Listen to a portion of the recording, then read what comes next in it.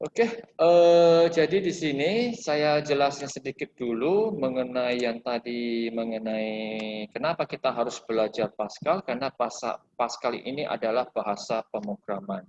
Jadi supaya mudah, saya buka notepad aja, biar nanti bisa saya anggap ini papan tulis saya, jadi saya nulisnya saya ketik aja di sini. Karena kalau nggak saya ketik-ketik mungkin agak susah. Oke.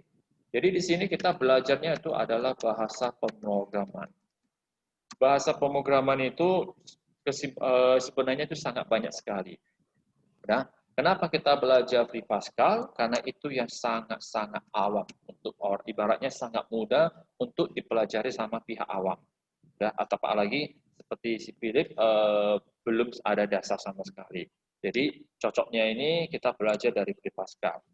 Nah, kemudian di bagian kalau Olimpiade tingkat kabupaten, pilih udah pernah ikut, kita itu nggak ada pegang komputer sama sekali, termasuk itu di bagian provinsi. Yang ada nanti memegang komputer itu saat di tingkat nasional. Kalaupun itu pilih lolos sampai ke sana. Oke. Nah, kemudian nanti di tingkat nasional itu atau tingkat internasional itu nanti ada bahasa yang lain yang dimuncul lagi, yaitu ada bahasa pemrograman C, ada lagi yang nanti bahasa pemrograman C++. Oke, C++. Jadi di sini kalau nanti baca yang pertama, baca yang pertama punya, ini nanti ada di sini ada dijelasin mengenai contoh bahasa pemrograman yang populer. Cuman kalau bahasa C sama C++ ini dalam dunia kerja mungkin sudah sangat jarang. Kenapa? Karena semuanya banyak orang yang berpindah ke bahasa pemrograman lain. Jadi ini hanya sekedar bahasa singkat aja ya. Jadi kalau yang di dunia kerja sekarang contohnya banyak orang pindah ke bahasa Java. Bahasa Java ini juga ada diikut sertakan ke dalam Olimpiade Internasional. Oke, termasuk satu lagi bahasa yang sedang populer saat ini yaitu bahasa Python. Jadi bahasa Python di sini bukan berarti bahasa seperti bahasa ular gitu, bukan ular Python, tapi ini bahasanya. Ya, jadi saat ini yang lebih ngetren, yang lebih banyak dan lebih populer dan banyak orang pakai saat ini adalah jatuh ke bagian Python. Dulunya sih memang ada C sama C++, terakhir muncul bahasa Java, jadi bahasa Java sekarang Java pun masih tetap ada dipakai, terutama bagi yang pihak bank itu masih ada ya. Lalu Python sekarang udah banyak merajalela, jadi ini hanya bahasa pemrograman. Jadi kenapa kita mempelajari bahasa Free Pascal? Simple aja karena itu sangat mudah. Kenapa tidak kita langsung belajar yang tingkat tinggi langsung? Kalau di dalam pelajaran yang tingkat tinggi ini ada perbedaan penulisan. Jadi itu ada namanya case sensitive. Artinya penulisan huruf besar, huruf kecil terjadi masalah. Ya. Jadi misalnya Philip P-nya besar, dengan Philip huruf besar semua, dengan Philip lagi tulisan kecil semua, itu sudah beda. Oke. Sedangkan Free Pascal mau tulisannya besar, tulisannya kecil ataupun bagaimanapun atau seperti yang tadi saya bilang nama Philip itu, ketiganya itu dianggap sama semua, tidak ada bedanya. Jadi itulah kenapa kita mempelajari ini, salah satunya itu adalah bahasa yang sangat mudah untuk dipelajari. Nah, bagaimana kita mengaplikasikannya? Jadi ini nampaknya layarnya kecil ya, ya, kecil amat layarnya. Saya coba ubah dulu tulisannya ya, kita dulu ya. Tulisannya saya naikkan jadi 36 aja, gede-gede. Oke, besaran. Besaran. Ya, soalnya kalau di dalam Windows XP agak agak mendingan. Kalau di sini mungkin agak beda. Oke. Nah, jadi di sini Free Pascal ini sangat mudah dipelajarin. Jadi setelah nanti kita buka, tampilannya kurang lebih seperti ini. Ini saya coba geser dulu. Ya, berantakan ini kayak saya.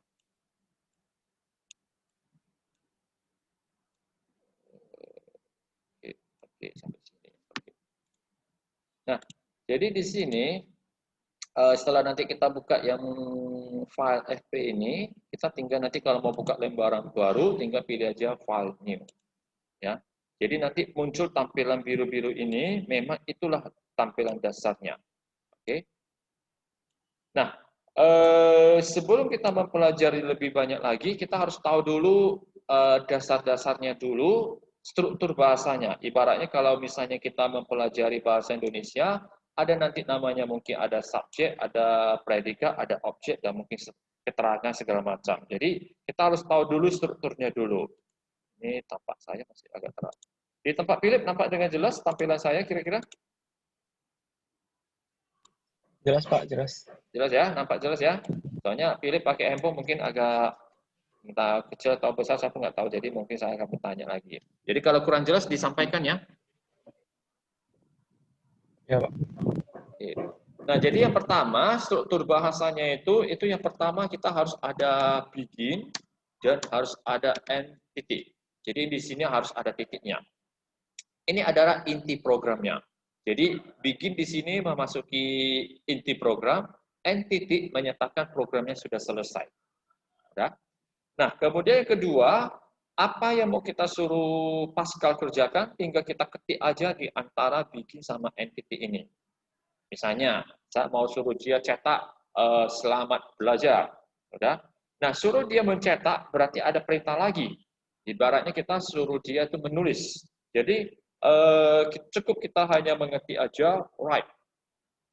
Oke?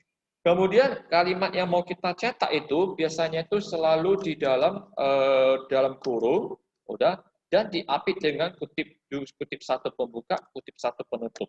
Jadi apa yang mau kita ketikkan di sini, apa yang mau suruh dia cetak, kita ketik di dalam sini. Contoh seperti tadi saya bilang, cetak kata selamat belajar. Ya. Nah, setiap baris itu selalu ada tanda titik koma, diakhiri ya, diakhiri titik koma.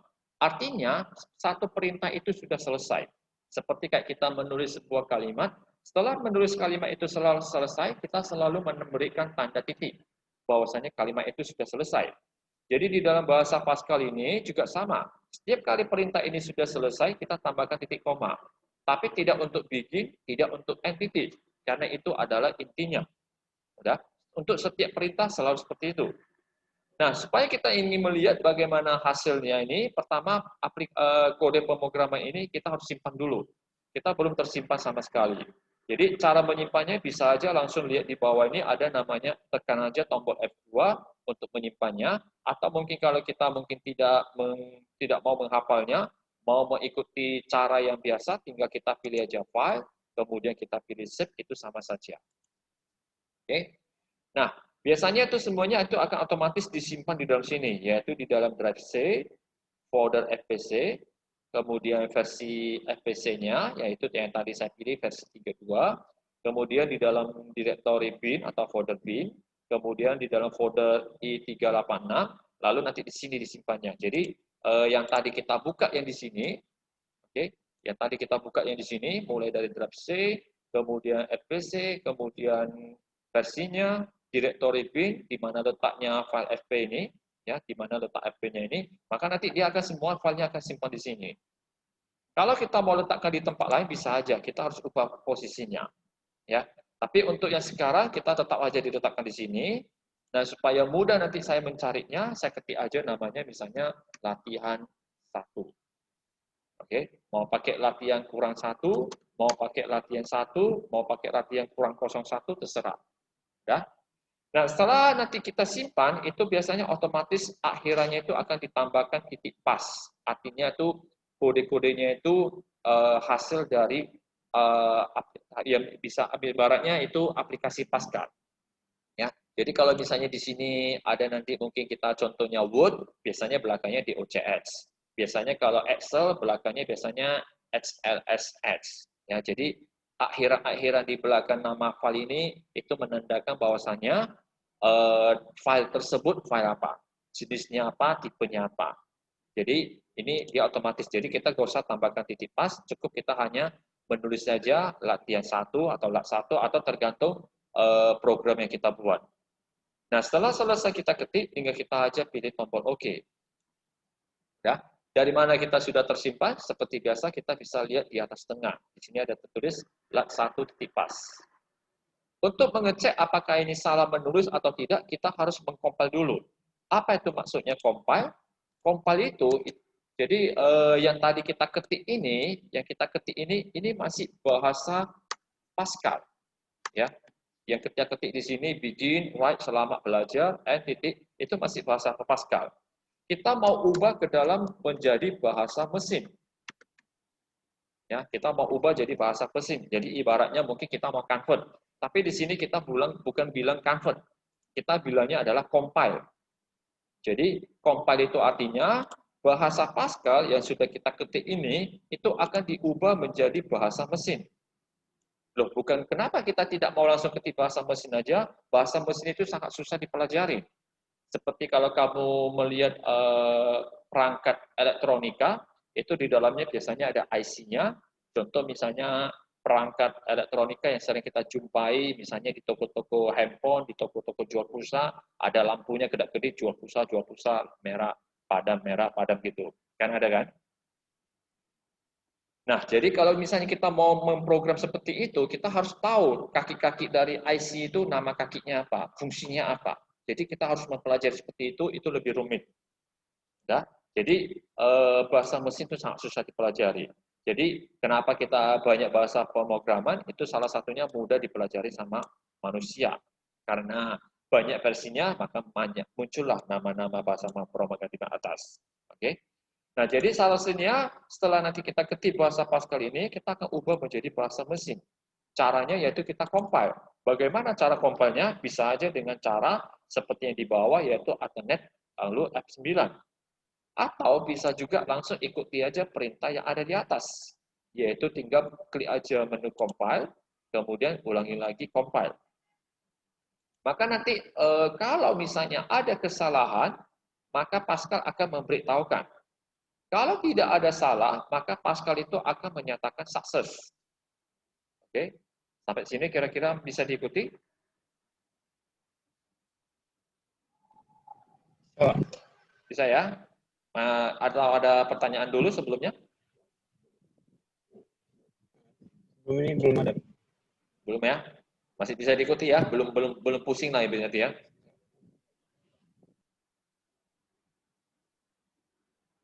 Oke? Nah, jadi kalau di sini tidak ada masalah, berarti nanti ini sudah di-compile. Dari mana kita tahu compile? Mari kita lihat di bagian di lokasi yang tadi kita simpan. Biasanya nanti tadi kita simpannya dengan nama lat1. Saya cari dulu lat1. Jadi, waktu kita simpan lat1, ini di sinilah yang kita simpan. Oke. Nampak dengan jelas ya ini lat1 titik pas? Belum Pak, jelas. Jelas ya? Oke. Nah, jadi di sini setelah kita simpan, waktu kita compile, hasil compile-nya yaitu lat1.exe. Exe itu artinya executable. Executable berarti itu artinya file tersebut bisa dijalankan tanpa tergantung dengan aplikasi lain. Sedangkan ini lat1.pas, ini ada tergantungnya dengan aplikasi Pascal. Jadi kalau exe itu tidak lagi tergantung, dia bisa langsung dijalankan. Inilah hasil compile dari bahasa Pascal di-compile jadi bahasa mesin.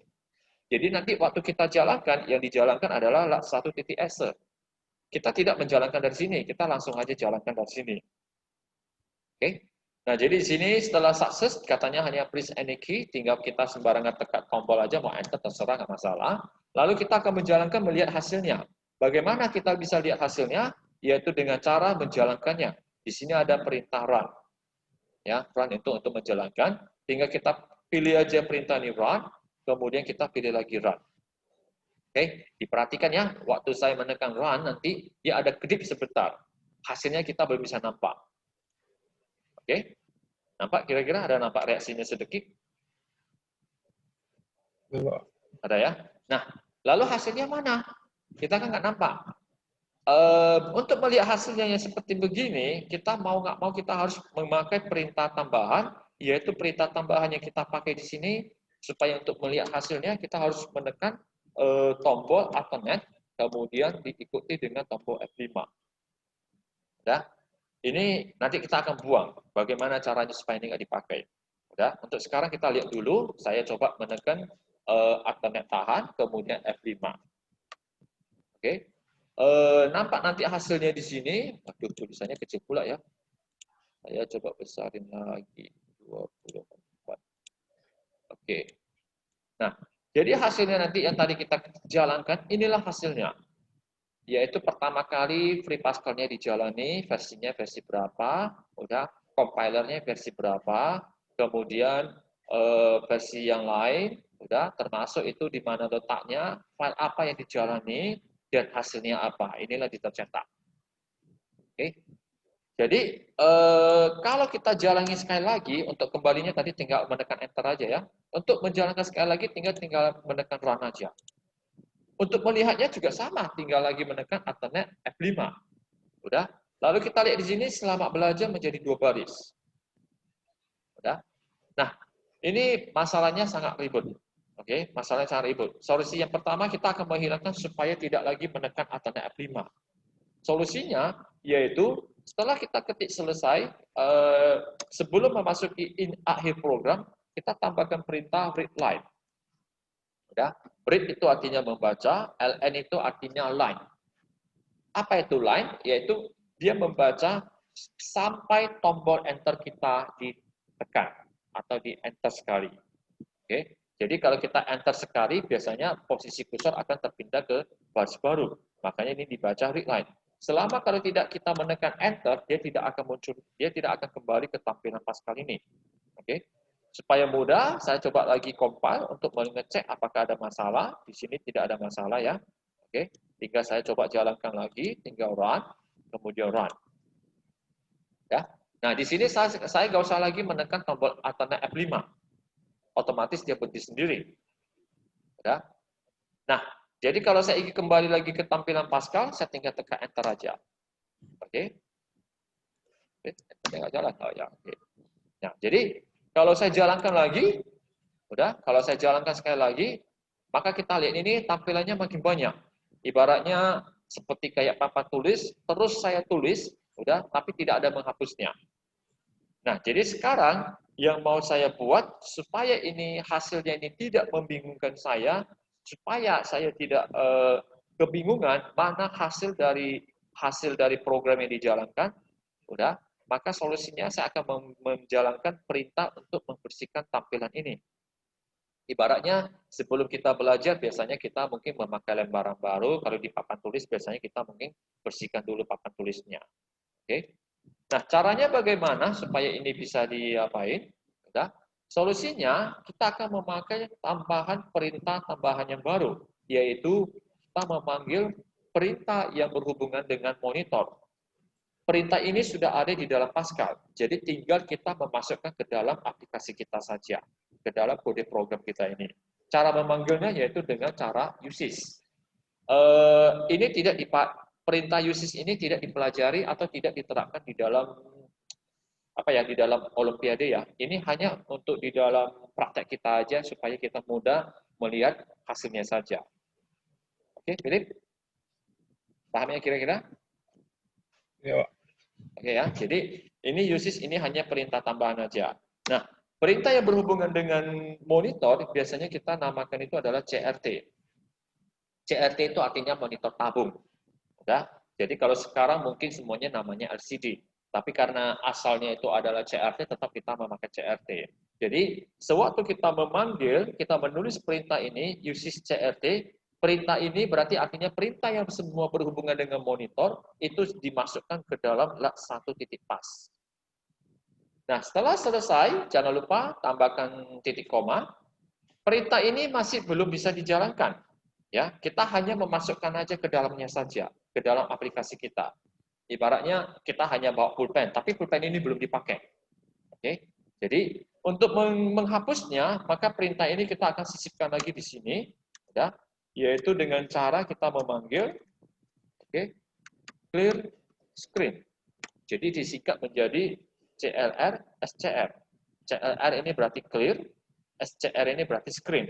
Berarti ini dibaca clear screen. Artinya layarnya dibersihkan. Oke. Nah, setelah selesai, coba kita langsung compile, ya, kita langsung compile. Di sini totalnya ada 5 baris, kita bisa cek di sini juga ada 5 baris, ya.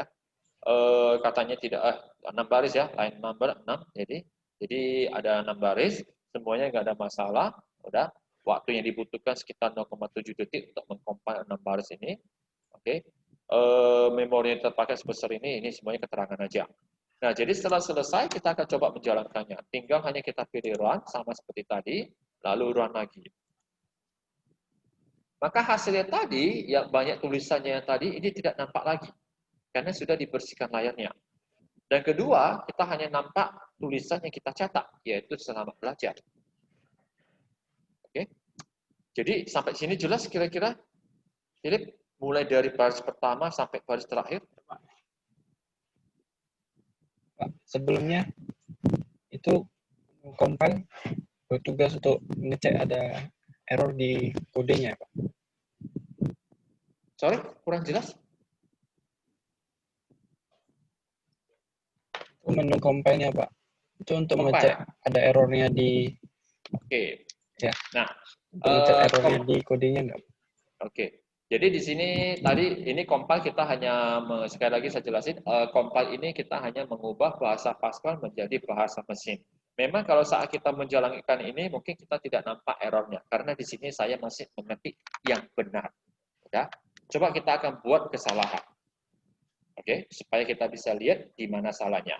Pertama, saya akan mencoba tes saya menghapus tanda titik. Kenapa ada tanda titik ini? Saya coba hapus ya. Mungkin kita bilang saya lupa. Oke. Lalu saya coba compile. Udah?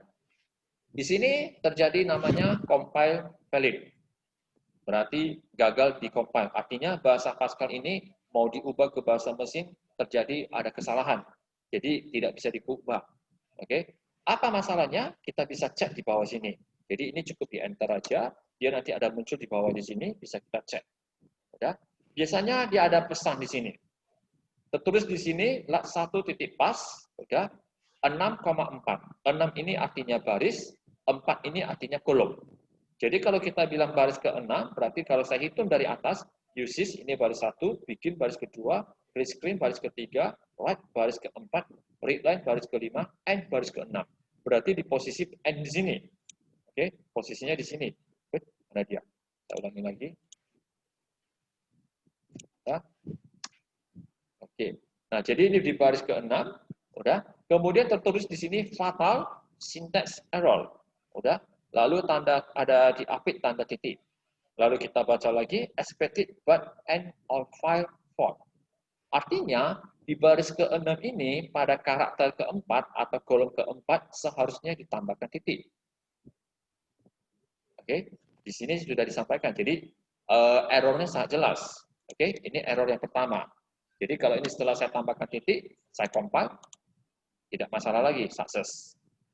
Kita coba buat lagi kesalahan kedua. Anggap saya lupa memanggil perintah yang berhubungan dengan monitor tadi. Udah, modulnya itu, modul-modul perintah berhubungan dengan monitor, saya lupa panggil.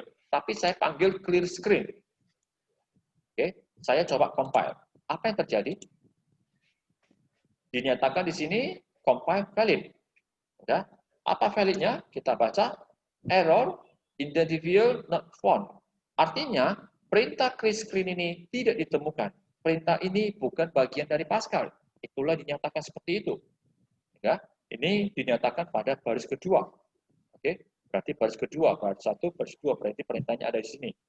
Perintah ini tidak dikenal. Padahal tadi dikenal kan? Oke. Nah, kemudian di sini baris kelima. Udah.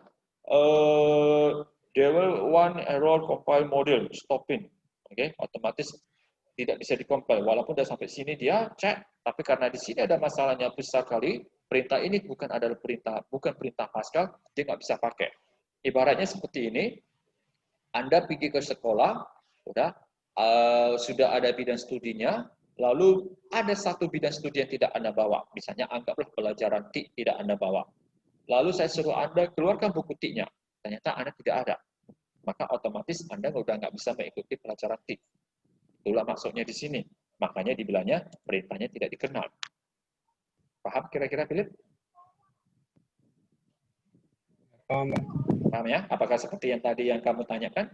Kalau misalnya ada error gimana? Ya, Pak. Seperti. Gimana? Ya. Ya, berarti udah cocok ya? Ya, Pak, sama yang kayak saya tanyakan tadi. Oke. Nah, jadi di sini bukan berarti kita bilang kenapa kita sengaja buat dulu yang benar, kita cek dulu ya. Jadi setelah kita perintah ini, kenapa ini tidak dikenal? Karena perintah aslinya, perintah dasarnya itu tidak kita panggil. Oke. Lalu Pak, kenapa write sama read line, kenapa kita nggak panggil juga? Karena ini sudah perintah bawaannya. Perintah yang paling dasar, yang sudah lengket ke dalam Pascal. Sedangkan clear screen itu hanya perintah tambahan saja. Walaupun nanti kita di dalam praktek, ini tidak boleh dipakai. Ingat ya, ini tidak boleh dipakai di dalam praktek yang sebenarnya. Termasuk ini juga tidak boleh dipakai. Ya, termasuk ini juga tidak boleh dipakai. Jadi yang dipakai itu pada umumnya itu hanya inti program, bikin sama entity, oke? Yang sini ya. Jadi yang ini yang dipakai, udah. Jadi lupa. Oke. Jadi yang dipakai hanya ini, udah sama ini. Baru sisanya ini terserah apa mau perintah mau kita jalankan. Jadi untuk selama kita belajar, kita masih memakai yang inti ini, ya. Yang mulai dari uses kita pakai, bikin kita pakai, clear screen kita pakai, ditambah lagi read line sama entity. Oke. Ini kita pakai untuk hanya supaya kita mudah menjalankan pascalnya saja tanpa perlu menekan Alternate F5, tanpa perlu bingung mana yang hasil dari pascal, mana yang bukan. Hanya itu. Jadi nanti kalau sebenarnya waktu kalau kita misalnya tingkat nasional atau nanti di bagian provinsi, misalnya kalau kamu lolos sampai ke provinsi, ada disuruh kamu menulis kode program, perintah-perintah yang tadi read line, uses CRT, sama clear screen, ini tiga ini nggak boleh dicantumkan. Dicantumkan walaupun kodenya programnya benar, mereka nyatakan salah. Karena itu sudah tidak sesuai dengan aturan. Cuman ini hanya untuk belajar, untuk memudahkan kita. Kira-kira jelas, Philip? Jelas, Pak. Oke. Nah, jadi di sini sudah oke. Lalu yang berikutnya, bagaimana saya ingin belajar? Saya mau ingin mengetik lagi misalnya selamat belajar. Lalu di baris kedua, semoga sukses. Oke. Berarti sangat gampang sekali, tinggal kita hanya tambahkan di sini aja, right, buka kurung, udah, semoga sukses. Udah, kutip satu penutup, ada tutup kurung, karena ada buka kurung, jangan lupa ada titik koma. Anggap saya lupa titik koma gimana Pak? Kan gitu. Misalnya, saya coba compile. Terjadi kesalahan, compile valid, sudah. Di sini sudah jelas baris ke-6, karakter ke-5. Jadi kalau kita hitung 1, 2, 3, 4, 5, 6. Berarti di sini dinyatakan. Jadi kalau di sini bilangnya baris ke-6, bisa saja masalahnya dari baris ke-5, bisa saja baris ke-6, bisa saja baris ke-7. Jadi di antara ini. Udah. Lalu kita baca di sini ada syntax error, titik komanya nggak ada. Oke.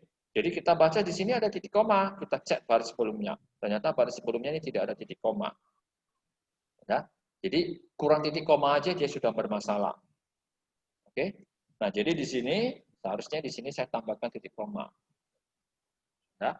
Jadi tidak masalah kalau misalnya misalnya ada yang kurang, kita nggak masalah, bisa nanti dikasih tahu sama aplikasinya. Yang penting kita harus baca apa pesan kesalahannya. Oke. Nah, sekarang coba saya compile lagi.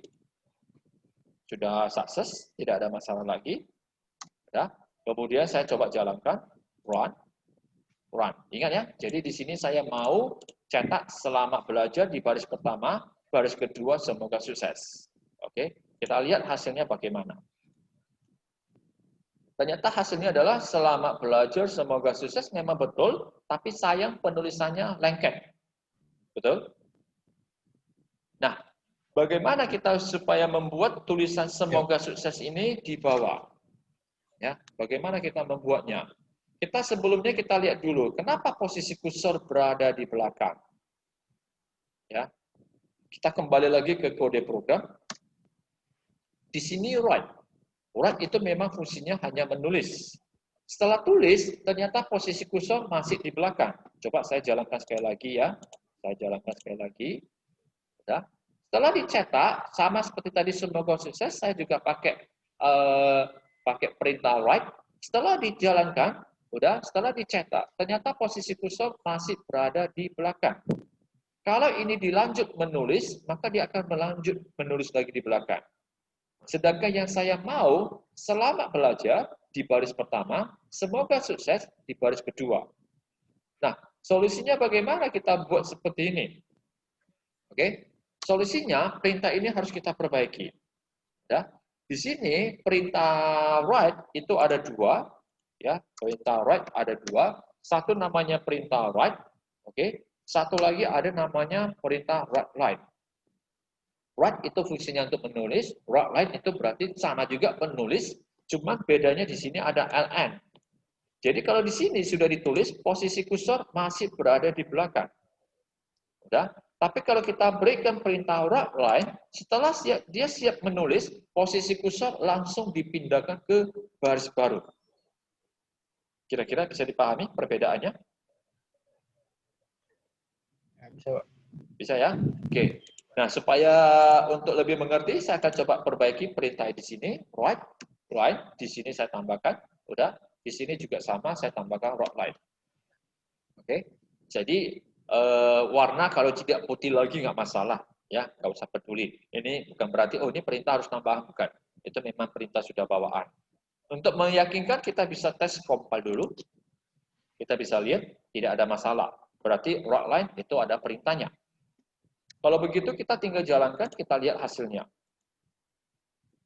Lihat hasilnya, sudah muncul seperti ini. Selamat belajar di baris pertama, semoga sukses di baris kedua. Udah. Setelah dia menulis, posisi kursor sudah ada di bawah. Kenapa? Karena kita sudah memakai perintah write line. Artinya setelah menulis, dia pindah ke baris baru. Apakah kita setelah memakai perintah ini, apakah seterusnya kita akan terus memakai perintah ini? Jawabannya belum tentu. Bisa saja kita memakai boy seperti ini, bisa saja terus tetap memakai ini, atau bisa saja memakai keduanya.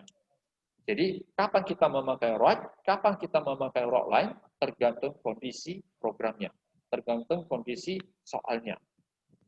Oke, jadi misalnya di sini, contoh misalnya di sini saya hapus write-nya untuk baris kedua, berarti nanti setelah dicetak, posisi kursor ada di belakang.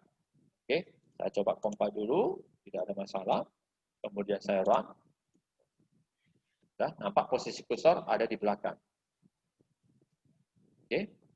Nah, jadi di sini perintah write dengan write line bedanya satu, kalau write dia setelah menulis kursornya masih di belakang. Kalau write line setelah dia tulis maka posisi kursor akan dipindah ke baris baru, artinya di enter. Oke. Sampai sini jelas perbedaan write dengan write line? Jelas ya? Ada yang mau ditanyakan dulu kira-kira, Pilih? Kalau ada silakan. Masih belum, Pak. Masih belum ya? Jadi masih Belum, bisa Pak. diikuti ya? Belum.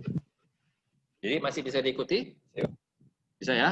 Oke, waktu kita masih ada kurang lebih Ya. 20 menit. Saya coba kembali lagi ke tampilan yang ke bagian ini di sini ya. Jadi yang ini sudah dibaca ya, yang saya kirim 2 file, bagian perkenalan sama bagian variabel tipe data. Sudah ya? Ada dibaca kira-kira? Sudah, Pak. Sudah dibaca. Sudah dibaca ya, tapi mungkin ngerti atau tidak itu urusan kedua lah ya. Setidaknya dibaca dulu. Oke. Bagian pemrogram ini yang bagian perkenalan, saya rasa nggak terlalu banyak harus saya bahaskan karena di sini hanya cara menginstalnya saja.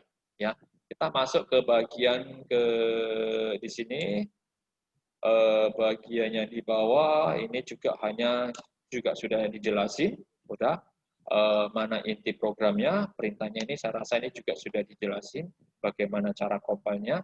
Cuman compile-nya ini saya lebih suka langsung dari aplikasinya. Jadi ini tidak mesti diikuti semua, ya.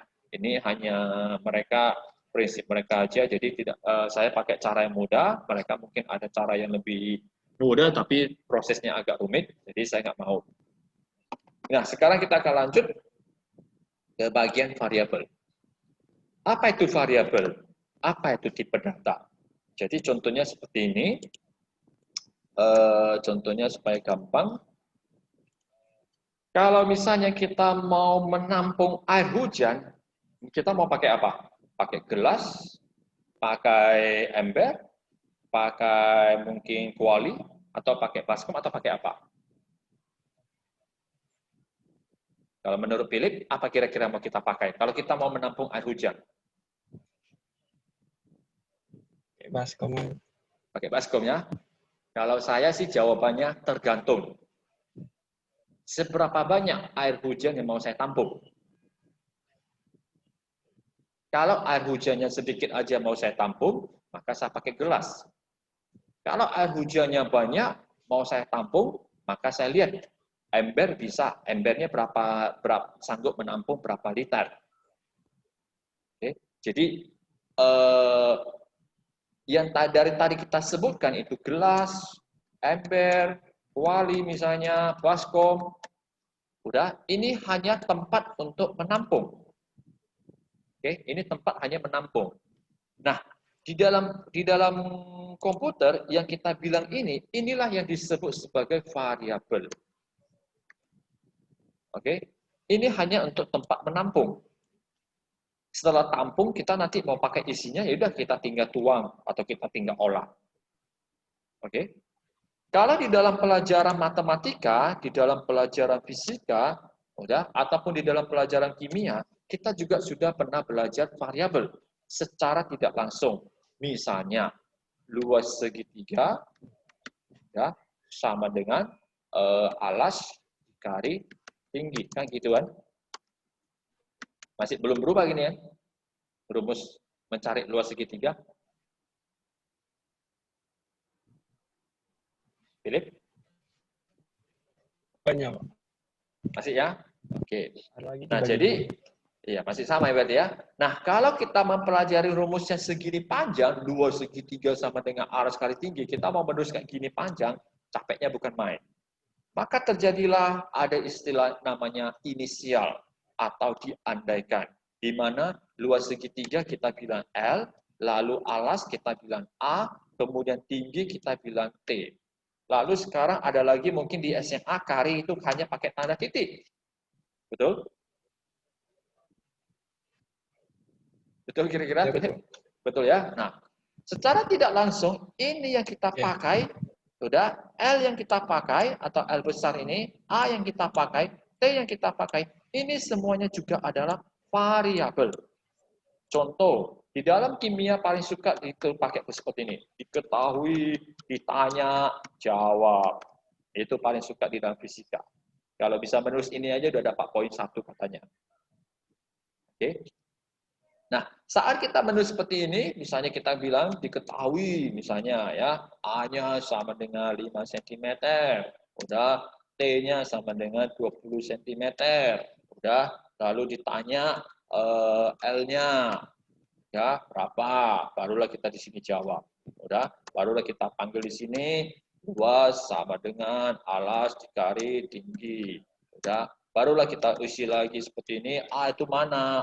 A ini kita lihat, oh 5, kita isi 5. Dikali, udah, T itu berapa? 20. Nah, saat kita memanggil A, memanggil T, kita ambil isinya. Udah. Jadi, A ini adalah variabel. T ini juga adalah variabel. L yang besar ini juga adalah variabel.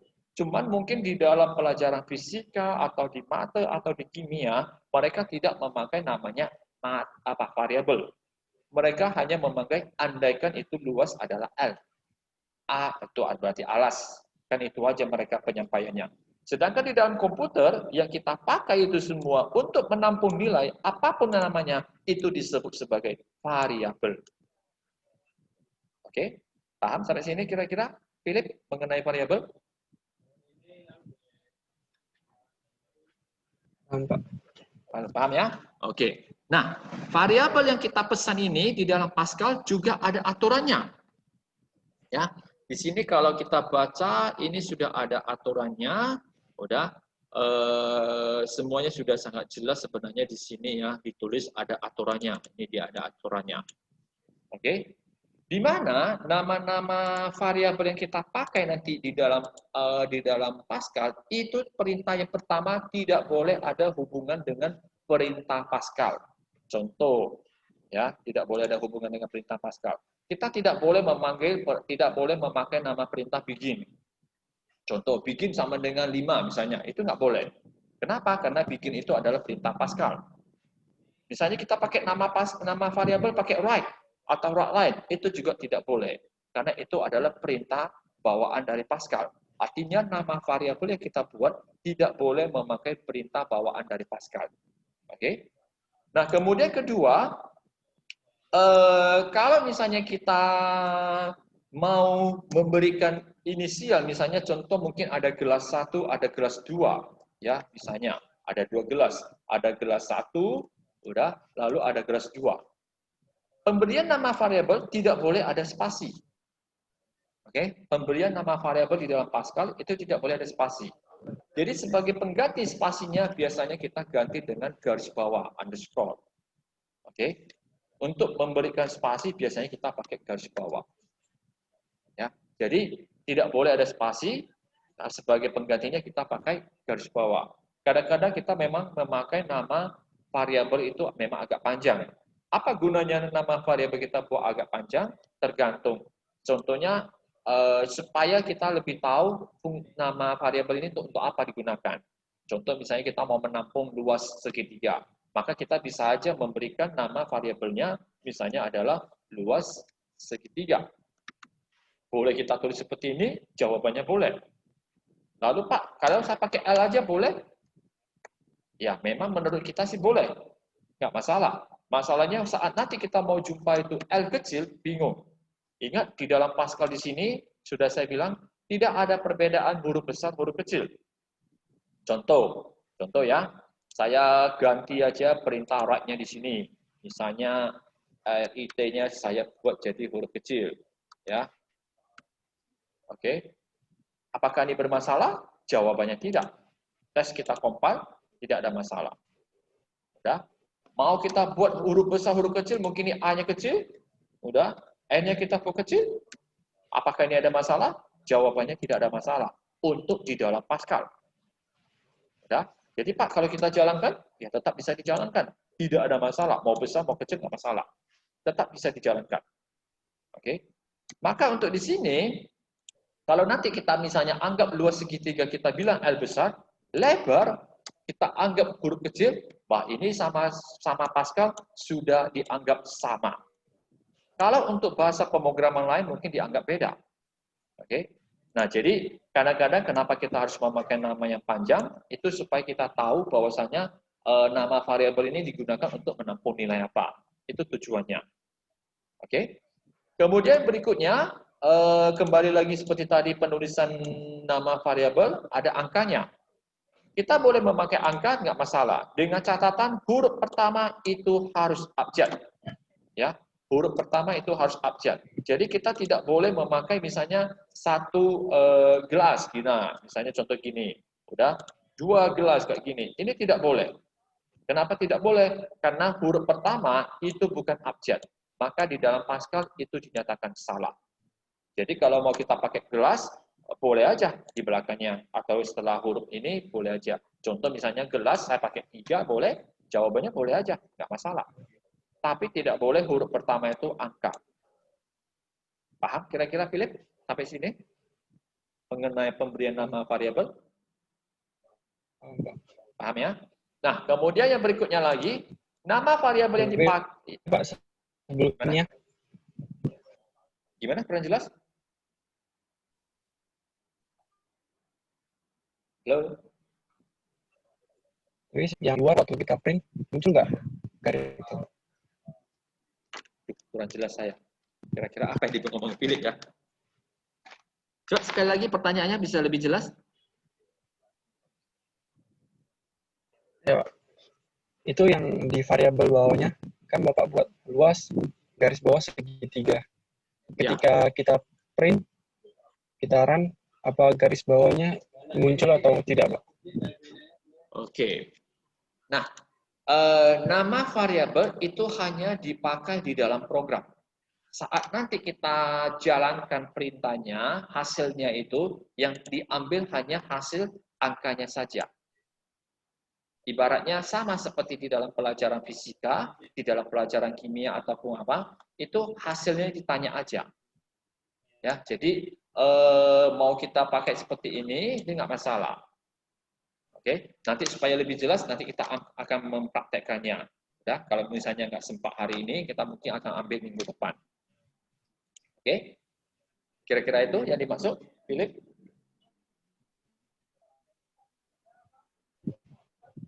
Halo? Maaf, Philip, kurang jelas suaranya, Philip. Paham.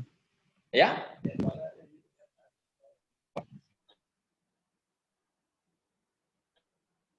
Bisa sekali lagi, Philip, ngomongnya? Paham, Pak, paham. Aduh, kurang jelas. Saya kurang jelas, Philip, mendengar suaramu, Philip, karena suaramu agak terputus-putus di Sudah paham, Pak. Sudah paham ya? Oke. Nah, jadi nama variabel ini hanya dipakai di dalam kode programnya saja, di dalam kodenya saja. Itu tidak ada hubungannya ke di luar. Di dalam ibaratnya contoh, misalnya Philip waktu mau login ke dalam Facebook, Philip akan memakai username Philip, lalu akan memakai password Philip. Sekarang pertanyaannya, apakah Philip tahu variabel yang mereka pakai itu apa? Kan tidak ada kan? Yang mereka tulis hanya username, password. Udah, gitu aja. Oke, atau mungkin ada bilang ada pakai username, ada yang pakai bilang email. Jadi itu hanya kalimat yang dicetak. Jadi ibarat seperti ini hanya kalimat dicetak. Jadi mungkin di sini bilangnya isikan emailmu, isikan passwordmu, atau tulisnya username, password, hanya itu aja. Nah, di dalam kode program, nama variabel yang mereka pakai kita nggak tahu. Itu hanya terjadi di dalam kode program. Jadi ini tidak akan pernah dicetak keluar kode program. Nama variabelnya nggak pernah dicetak keluar. Itu hanya kita pakai di dalamnya aja. Ibaratnya seperti tadi kita menampung air hujan, ya kita seperti tadi kita menampung air hujan, kita nggak mau tahu kamu pakai air mau menampung itu pakai apa, kita nggak mau tahu. Pokoknya air hujannya ada. Oke, jelas kira-kira, Philip?